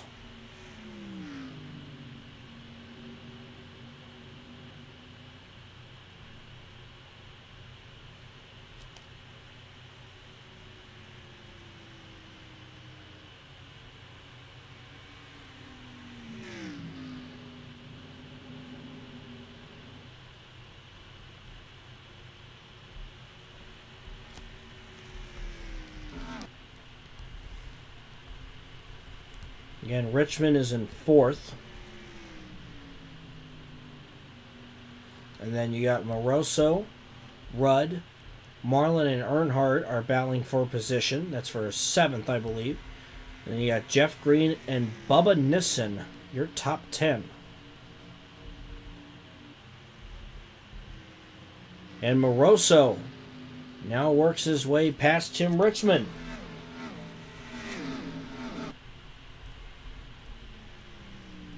Again, Wallace continues to put things on cruise control here early in the race. We're 7 laps into this 54 lap event.